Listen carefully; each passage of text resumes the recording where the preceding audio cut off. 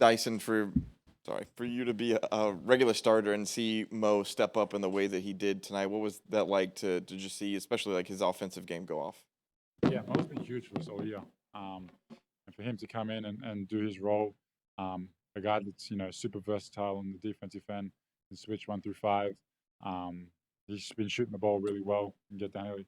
He's a he's a really talented player, and I think his ceiling is something that no one can really predict. And I'm excited to see where he can get to. Asa, are you part of the Breakfast Club with Mo? Oh, yes, sir. Can you tell us a little about that and how that's helped you guys? Yeah, it's just, it's really good for us, to, get in early, get the shots up, go against the coaching staff, and it's just all about getting reps. How has that kind of helped you get to this point of being able to contribute in a game like this?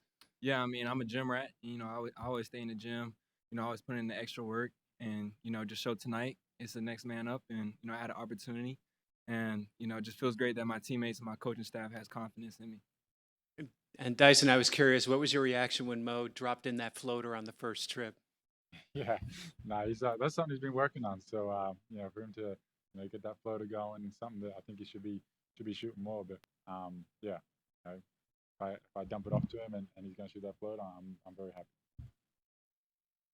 Dyson, for you, 13 assists. I know that's a career high for you. I'm just curious, how do you feel like that has kind of developed over your 2 years here in Atlanta? Yeah, I think I think just trying to get 2 feet in the paint, find my teammates.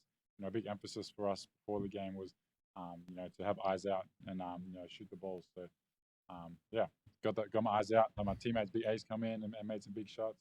Mo was making shots key. Like everyone really stepped up today. So yeah, I just try to be aggressive, get in the paint, and then find my teammates.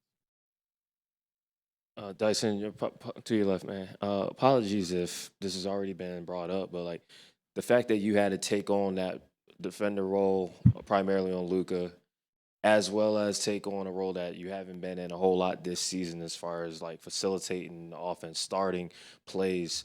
How did you have the energy to do that? Second night of the back to back, and how did your teammates, especially with Asa, like get you through knowing that the Lakers had these 2 days off and y'all had to play on second night of back to back?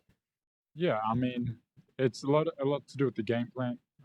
When you come in and play a team like this, a guy like Luka who's been on the tear, I think he's averaging like 40 or something like that. So it's about our team game plan.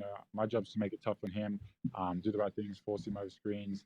But then yeah, my teammates are there for the rotations, being up, trapping him and stuff like that. And then for us, I mean, Luka can hurt you by finding the bigs, finding the corners, and I thought we were really good with our rotations today and flying around. But yeah, on the tired part, I think that's more mental. The Lakers aren't a very fast team; they don't play up and down, so I was able to, I wasn't in defensive transition as much, but I think the tired part's a lot more, mental on a back to back than it is physical.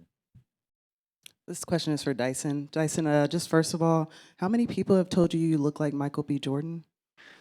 No one, but I'll take it. I hear he's a good looking dude, so yeah, no, yeah, I've never heard that one.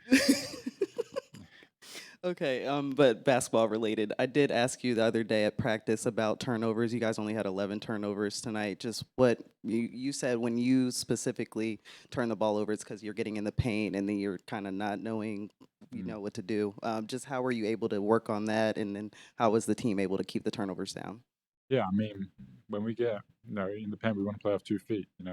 Turnovers usually come when you leave your feet and then you try to find an option and it's not there. That's when you get the turnovers. So playing off 2 feet, guys are getting open, they're moving off the ball, they'll cut and they'll sneak and slide in the corner. So when you're doing that, the passes become more available and they're easier to hit, and we did that really well tonight.